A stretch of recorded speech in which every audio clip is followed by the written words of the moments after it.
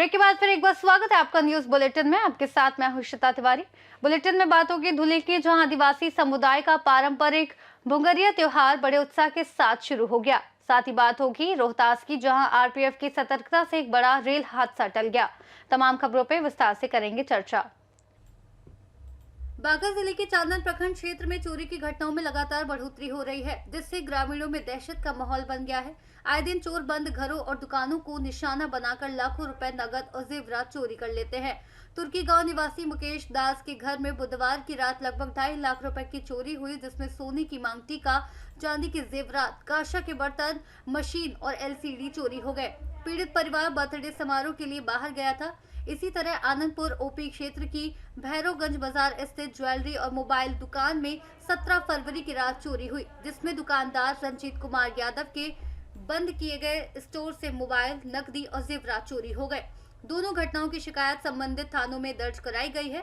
चांदन थाना और Anandpur police CCTV footage के आधार पर अज्ञात चोरों की पहचान और गिरफ्तारी में जुटी हुई है। पुष्पा देवी, हाँ। रात में कहाँ थे आप? मायके गए थे। और कितना का संपत्ति चोरी हो गया? इतना संपत्ति अरे 1.5 लाख से 3 लाख से और ज्यादा होगा, 3.5 लाख। 3 लाख के 3 लाख के करीब आसपास में नहीं, 3 से मतलब सारा संपत्ति ले गया? सब ले गया। क्या क्या ले गया? बर्तन था 10 पीस, कांसा का थाली, सब ले गया। जबर था वो भी ले गया, पैसा भी था 20,000 वो भी ले गया। सोना जबर दिल 3 लाख से ऊपर होते। पिताजी नौकरी है। हाँ, पिताजी का सर्विस था ना। हाँ। देखिए मुकेश, रात में कहाँ थे आप? हम ससुराल गए थे पेलवा। हाँ, बर्थडे था। अच्छा। तो ये कैसे हुआ चोरी? आप कितना की संपत्ति ले गया? अंदाज लगभग 1.5 लाख के आसपास। 1.5 लाख रुपए का हाँ। संपत्ति ले गया। किसी पर शक है क्या? नहीं, किसी पर शक नहीं है।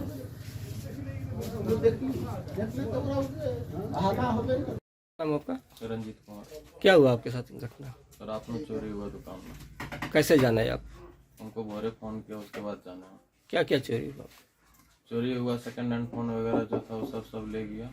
2 लैपटॉप था वो ले गया। कैश पैसा था 18,000 वो ले गया। लगभग कितना का सामान चोरी हुआ? लगभग 70-80 हज़ार का सामान था सब टोटल, 1 लाख का आसपास। क्या कहना चाहते हैं इस संबंध में? क्या कहना चाहेंगे इस सब में? जो जाने ले गया उसमें पुलिस प्रशासन जो करे। इस तरह पहले पेट्रोलिंग वगैरह भी होता था, कुछ नहीं होता था। अभी तो पेट्रोलिंग वगैरह भी नहीं हो रहा। थाना से 200 मीटर है। दुकान थाना से यहाँ 200 मीटर 300 मीटर की दूरी पर है। यानी आप लोग यहाँ पर दुकानदारी करते हैं, फिर यहाँ से घर चले गए थे? हाँ, हम घर चले गए। अच्छा, सुबह पता चला कि हाँ, सुबह पता चला 7 बजे लगभग। क्या किसी पर संदेह लग रहा है आपको? इस तरह तो किसी के ऊपर कोई संदेह नहीं है हमको। तो आपका सीसी कैमरा तो बहुत लगा हुआ था, दिखते हैं। सीसीटीवी कैमरा लगा हुआ था, लेकिन उसमें भी कुछ पकड़ नहीं हुआ। अच्छा। चेहरा ढका हुआ है। हाँ, तो सीसी कैमरा उठने ले गया है? नहीं, उसका उसकी जो है हार्ड डिस्क वगैरह वो सब वही है कैमरा। बांका से सी न्यूज संवाददाता राकेश कुमार बच्चू की रिपोर्ट। धुले जिले के शिरपुर तालुका में सतपुड़ा की तलहटी में बसे आदिवासी समुदाय में होली का त्योहार बहुत ही अनोखे अंदाज में मनाया जाता है, जिसमें पारंपरिक बोगरिया उत्सव बड़े उत्साह के साथ मनाया जाता है। दंडी पूर्णिमा से शुरू होकर होली के बाद वाले हफ्ते तक चलने वाला ये त्योहार बुराड़ी में भोंगरिया बाजार और गुलाल बाजार जैसे साप्ताहिक बाजारों के माध्यम से पारंपरिक सामग्रियों और होली के लिए जरूरी चीजों की खरीद फरोख्त का केंद्र बनता है। ढोल, मांदल, बांसुरी, झांझ और पिपानी की धुन पर आदिवासी युवाओं और ग्रामीणों का गैर नृत्य, पारंपरिक परिधान और सामूहिक उत्साह इस त्योहार की खास पहचान है। लगभग 10 पाड़ों के 25,000 से अधिक नागरिकों ने हिस्सा लिया और इस अवसर न केवल सामाजिक एकता और सांस्कृतिक परंपरा का प्रतीक है, बल्कि आर्थिक दृष्टि से भी महत्वपूर्ण है, क्योंकि भोंगरिया बाजार पर लगभग 1 करोड़ रुपए का कारोबार होता है। इस आयोजन में सरपंच सुखदेव भील, डिप्टी सरपंच राहुल रांधे, धुले जिला परिषद के पूर्व प्रेसिडेंट डॉक्टर तुषार रांधे सहित अनेक ग्रामवासी और गणमान्य व्यक्ति उपस्थित रहे, जिससे ये त्योहार आदिवासी समुदाय की सांस्कृतिक विरासत और आपसी भाईचारे को मजबूत करने वाला पर्व बन गया।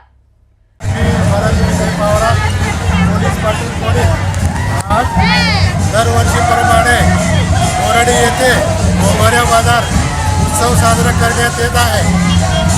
या बोराडी बाजार बांधण्यामध्ये कोडीत आणि उमरदा या दोन गावाच्या डोलांना सर्वात पहिले मान असतो। जाती रिवाजाप्रमाणे होळीच्या पूर्वसंध्येला आमचे आदिवासी लोक होळीच्या लागणारे साहित्य जसे की जो साहित्य लागतं त्यासाठी बाजार करायला आणि पारंपरिक आपण बघतच आहे पारंपरिक नृत्य करत गाणे गात हा आदिवासी समाज संपूर्ण एकत्रितपणे बोगऱ्या बाजार साजरा करतो।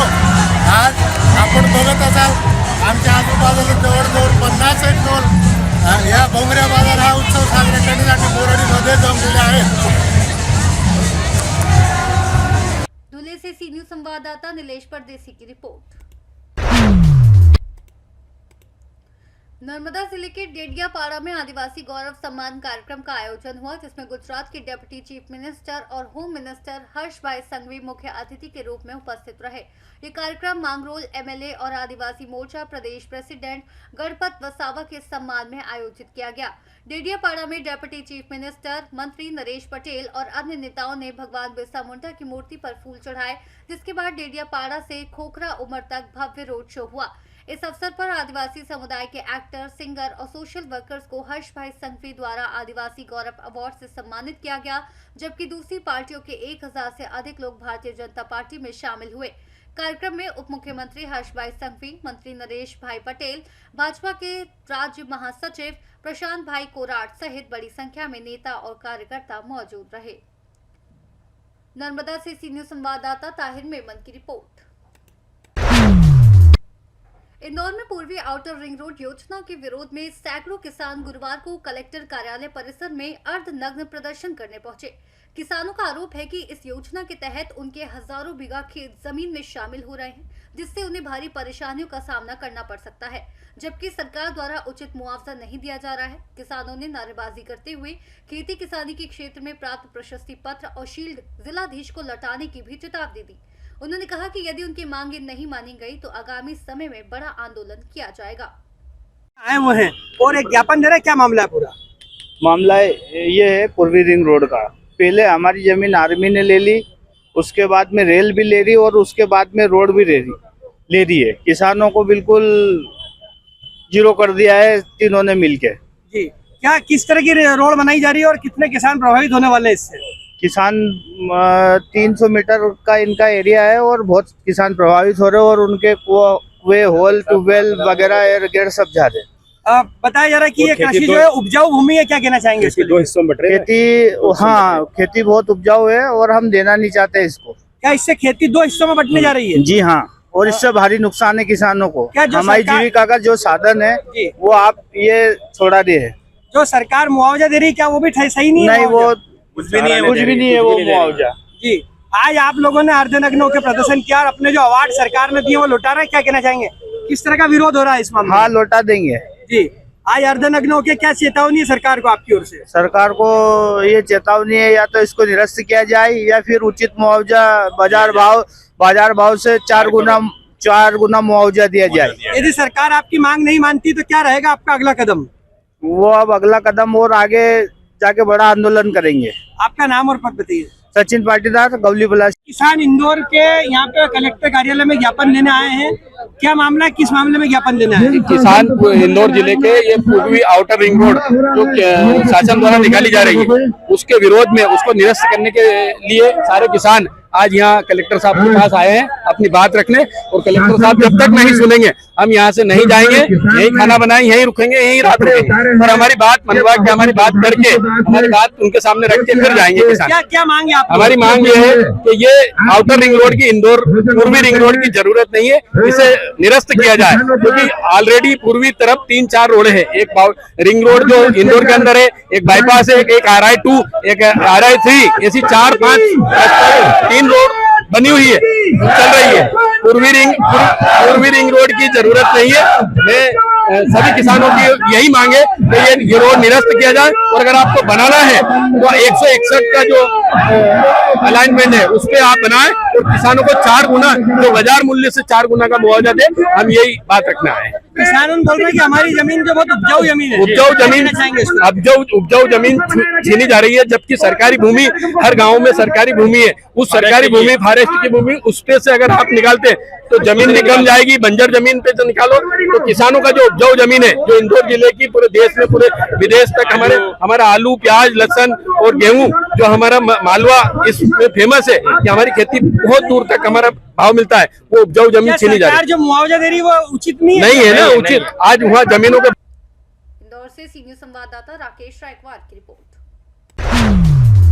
जौनपुर की नगर पंचायत जाफराबाद में नगर पंचायत के चेयरमैन प्रतिनिधि सरफराज खान पर दबंगों ने गोल बंद कर जानलेवा हमला कर दिया, जिसमें वे घायल हो गए। विवाद की सूचना पर मौके पर पुलिस फोर्स पहुंची और 3 आरोपियों को हिरासत में लिया। जानकारी के अनुसार जाफराबाद कस्बे में शव दफनाने को लेकर 2 मुस्लिम समुदाय के लोगों के बीच विवाद हो रहा था, जिसे शांत कराने के लिए डॉक्टर सरफराज खान मौके पर पहुंचे। तभी कस्बे के शेखवाड़ा हिसार कोट निवासी शाह शब्बीर और उसके सहयोगी साहिल, हशमत, बिलाल ने उन पर लात घूंसों और ईंट पत्थर से हमला कर दिया। मामले में डॉक्टर सरफराज खान ने थाने में लिखित तहरीर दी है। थाना अध्यक्ष जाफराबाद प्रकाश शुक्ल ने बताया कि मेडिकल जांच कराई गई है और नामजद तहरीर के आधार पर 5 लोगों के खिलाफ प्राथमिकी दर्ज की गई है, जबकि बाकी आरोपियों की तलाश जारी है और अग्रिम विधिक कार्रवाई की जा रही है। आज शाम में तकरीबन अफ्तार से 1 घंटे पहले यानी 5 बजे मैं घर पे था, तो मुझे फ़ोन आया कि एक जनाजा हो गया है, जिसको दफन करने के लिए दो पक्ष में विवाद था। दोनों मुस्लिम ही कम्युनिटी के थे। वहाँ पहुँचने के बाद दोनों को समझाने बुझाने के बाद मामला सेटल हुआ कि कहाँ पर उनकी तदफीन करनी है, यानी दफन करना है। तो मामला सेट जब हो ही गया था तो उसके बाद काम शुरू हो गया। तो उसी वहीं मुकामी एक आदमी है शाह शब्बीर उर्फ बबलू, जो शाह नियाज वहाँ के हैं, उनका भाई है वो। तो उसने जो है डायरेक्ट मुझे गाली गलना शुरू कर दिया। उसके बाद अपने 4 साथियों के साथ उसने हमला बोल दिया और ये कहा कि कौन सा चेयरमैन है तुम लोग चुने हो जो यहाँ पे इस तरह की बातें कर रहा है। तो लोगों ने समझाया बुझाया, उसके बावजूद भी अपने साथियों के साथ उसने अटैक किया, जिससे मुझे बॉडी में कहीं यहाँ पे चोट भी आई, जिसके लिए मैं मेडिकल के यहाँ पे आया था। हमने थाने में सूचना दी और ये सारा प्रकरण जितना भी हुआ है, चौकी इंचार्ज और 112 की पूरी टीम वहाँ पे मौजूद थी। उनकी आंखों के सामने ये घटना घटी। क्या आपसे पुरानी रंजिश भी है? ये मामला पुराना भी है, बहुत सारे मामले में रहता है। वहाँ पे हिस्ट्री शीटर भी है, बहुत सारे मामले में विवादित ये पड़ा रहता है और बहुत बार वहाँ के माहौल ख़राब करने की हमेशा कोशिश की है। लास्ट टाइम उसने ऐसा कुछ घटित कर दिया था जिससे दोनों समुदाय के बीच में बड़ी घटना घट सकती थी, लेकिन तत्कालीन चौकी इंचार्ज ने समझदारी से काम लिया और मामला जो है कंट्रोल हुआ। तकरीबन 5-6 लोग तो उन्होंने अटैक किया था, लेकिन वहाँ पे हुजूम जो था तकरीबन 100 या 150 लोगों का था। तो क्या कुछ लोग पकड़े गए हैं? उसमें 3 लोगों की गिरफ्तारी हुई है। कौन कौन गिरफ्तार? उसमें शाह शब्बीर है, हमजा है और एक पक्ष जो है वो क्या नाम है। जौनपुर से सीनियर संवाददाता मोहम्मद जावेद की रिपोर्ट।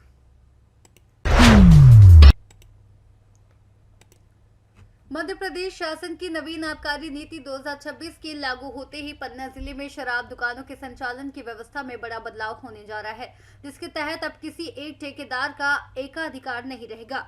जिला आबकारी अधिकारी मुकेश कुमार मौर्य के अनुसार पुराने ठेकों का नवीनीकरण न करते हुए ई टेंडर कम ऑक्शन की प्रक्रिया अपनाई जाएगी। कलेक्टर की अध्यक्षता वाली समिति ने जिले की 39 दुकानों को 10 अलग अलग समूहों में विभाजित किया है और आगामी वर्ष 2026-27 के लिए राजस्व का लक्ष्य 20% बढ़ाकर 212 करोड़ 40 लाख रुपए निर्धारित किया गया है। नए नियमों के तहत अमानगंज, अजयगढ़, शाहनगर और पवई जैसे क्षेत्रों को अलग अलग समूहों में बांटा गया है और इस प्रक्रिया में भाग लेने के लिए सभी आवेदकों को नया पंजीकरण कराना अनिवार्य होगा, जबकि पुराने रजिस्ट्रेशन अब मान्य नहीं होंगे। शासन द्वारा इस वर्ष 2026-27 के लिए नई आबकारी नीति का निर्धारण किया गया है, जिसके तहत संपूर्ण मध्य प्रदेश में टेंडर के माध्यम से छोटे समूहों में बनाकर निष्पादन किया जाएगा, जिसमें 1 से लेके अधिकतम 5 दुकानों के समूहों का निर्धारण किया जाकर समूह गठित किए जाएंगे। उनका निष्पादन टेंडर, ई टेंडर एवं ई ऑक्शन टेंडर के माध्यम से किया जाएगा।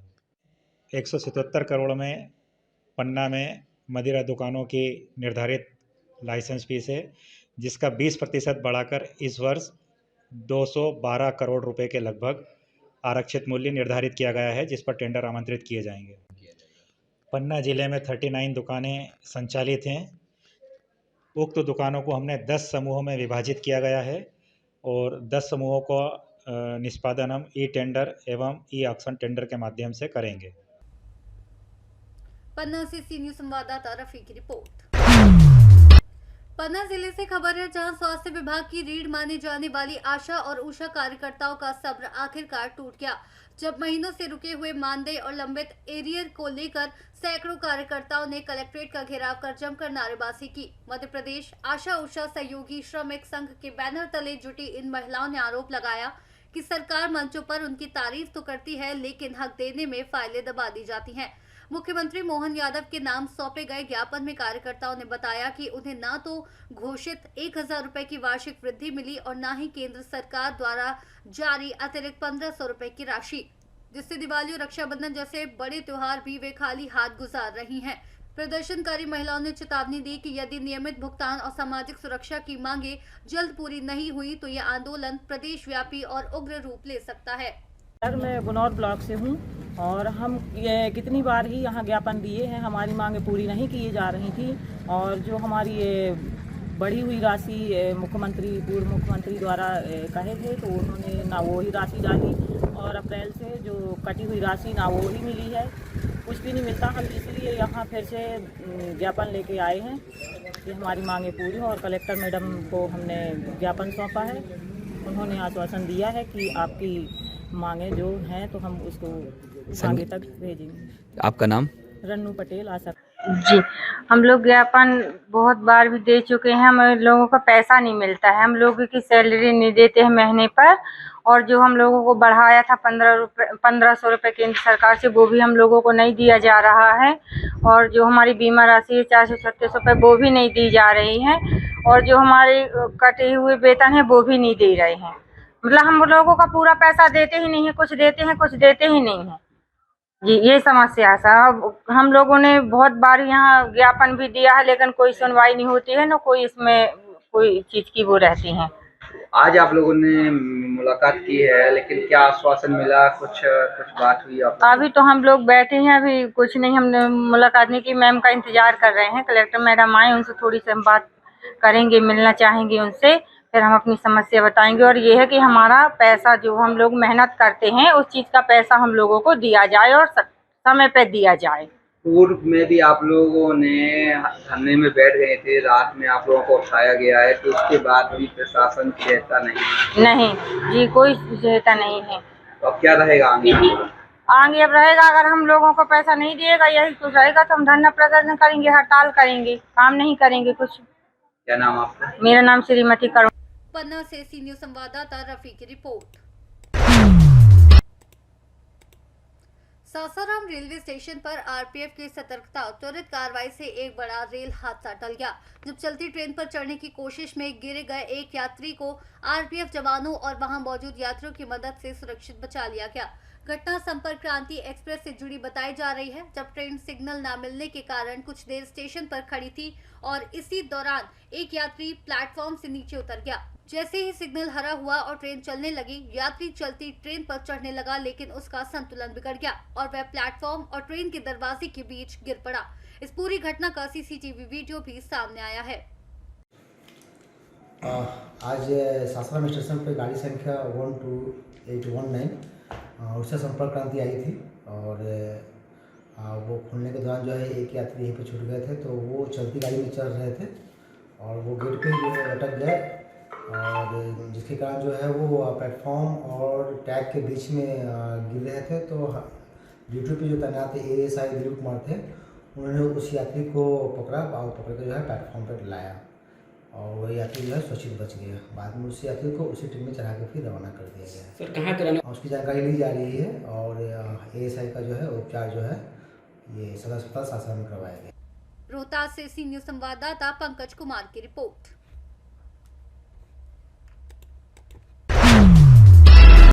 सतना में भारतीय जन मोर्चा पार्टी द्वारा संविधान के प्रमुख शिल्पकार BN राव की जयंती धूमधाम और गरिमामय वातावरण में मनाई गई।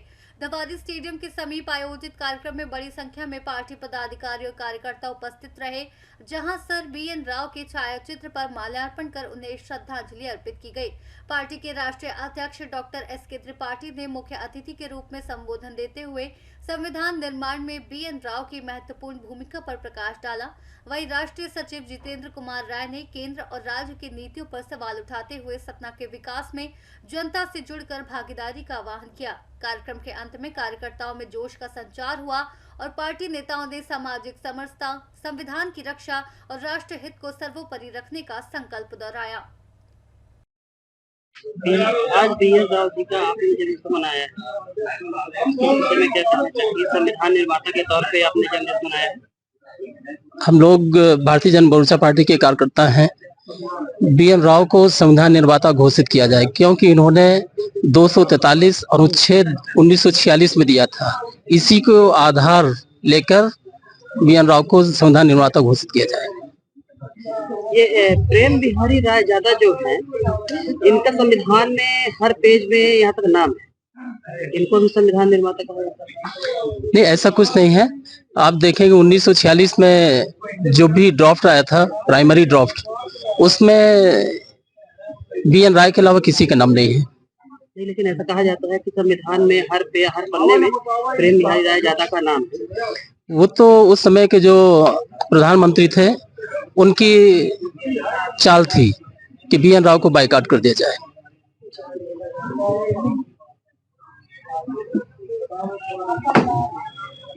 आप क्या कहना चाहेंगे? हम ये कहना चाहते हैं कि सर BN राव जी प्रथम तौर पर इनको संविधान निर्माता कहा जा सकता है, क्योंकि इन्होंने ही पूरे देशों में घूमकर संविधान का ड्राफ्ट तैयार किया और उसी ड्राफ्ट पर संविधान का पूर्णतः निर्माण किया गया था। डॉक्टर अम्बेडकर साहब 1943 में एक जन के रिटायरमेंट के बाद उनका नाम आया था। वो ड्राफ्टिंग कमेटी के वो भी अध्यक्ष थी, लेकिन जो भी ड्राफ्टिंग हुई है उसका मूल जो है सर BN राव का था, जिसमें संविधान सभा द्वारा इस पर बहस होने के बाद जो कानून बनाना होता रहा तो वो अम्बेडकर जी के पास जाता रहा लेखन करने के लिए। अम्बेडकर जी केवल लेखन करने का काम किया करते रहे, लेकिन BN राव जी ही इसका मूल बनाना, ड्राफ्ट कैसे होना चाहिए, संविधान कैसे होना चाहिए, सभी देशों में घूमकर संविधान निर्माण करने का काम जो है सर BN राव का ही है। ओरिजिनल में संविधान निर्माता के तौर पे यदि कहा जाए तो BN राव जी को कहा जाए, और दूसरे यदि संविधान निर्माता को सेकंड कड़ी में कहा जाए तो डॉक्टर राजेंद्र प्रसाद को कहा जा सकता है। मेरा नाम जितेंद्र राय, मैं भारतीय जन मोर्चा पार्टी का राष्ट्रीय। सतना से सी न्यूज संवाददाता बलवीर सोनी की रिपोर्ट। आगामी त्योहारों को लेकर जिले में कानून और शांति व्यवस्था बनाए रखने के उद्देश्य से शाहजहांपुर में पुलिस अधीक्षक कार्यालय में समीक्षा बैठक आयोजित की गई, जिसकी अध्यक्षता नवनीत भसीन पुलिस उप महानिरीक्षक उज्जैन रेंज ने की। बैठक में यशपाल सिंह राजपूत पुलिस अधीक्षक शाहजहांपुर, अतिरिक्त पुलिस अधीक्षक घनश्याम मालवीय सहित जिले के सभी अनुविभागीय अधिकारी और थाना प्रभारी उपस्थित रहे। DIG भसीन ने आगामी त्योहारों को शांतिपूर्ण एवं सौहार्दपूर्ण रूप से संपन्न कराने के लिए संवेदनशील क्षेत्रों की समीक्षा करते हुए अतिरिक्त सतर्कता, नियमित गश्त, खुफिया तंत्र सक्रिय रखने और सोशल मीडिया पर भ्रामक पोस्ट पर त्वरित कार्रवाई सुनिश्चित करने के निर्देश दिए। बैठक में प्रभावी पुलिस बंदोबस्त, रात्रि गश्त, यातायात प्रबंधन, भीड़ नियंत्रण और असामाजिक तत्वों पर कड़ी निगरानी जैसे महत्वपूर्ण बिंदुओं पर चर्चा हुई। बैठक के बाद DIG ने नवनिर्मित पुलिस अधीक्षक कार्यालय भवन का निरीक्षण किया और अधिकारियों ने आश्वस्त किया कि जिले में शांति, सुरक्षा और सौहार्दपूर्ण वातावरण बनाए रखने के लिए सभी आवश्यक कदम उठाए जाएंगे। देखते हुए आज शाहजहांपुर जिले में बैठक आयोजित की गई थी, जो सभी थाना प्रभारी LGP उपस्थित थे और विस्तार से सब चर्चा की गई है और सभी लोगों ने अपनी काफ़ी तैयारियां अच्छे से की हैं। जो भी असामाजिक तत्व हैं उनको बाइंड ओवर कराया जा रहा है, क्योंकि अगर वो कुछ करते हैं उत्पन्न करते हैं समस्या, तो उनके खिलाफ कार्रवाई की जा सके। इसके साथ ही लगातार शांति समिति की बैठकें आयोजित की जा रही हैं। समाज के सभी वर्गों से मिलकर बातचीत करके सभी त्यौहार शांतिपूर्ण तरह से मनाएं, सौहार्दपूर्ण तरीके से मनाएं, इसके लिए लगातार प्रयास जारी हैं। इसके साथ साथ आपने देखा कि शाहजहाँपुर पुलिस ने पब्लिक संपर्क अपना काफ़ी बढ़ाया है, उसके चलते भी काफ़ी जिले को इस मामले में लाभ होता है। शाहजहाँपुर से ब्यूरो चीफ रमेश राजपूत की रिपोर्ट। फिलहाल के लिए न्यूज बुलेटिन में इतना ही। देश और दुनिया की तमाम बड़ी खबरों से जुड़ने के लिए आप बने रहिए सी न्यूज भारत के साथ।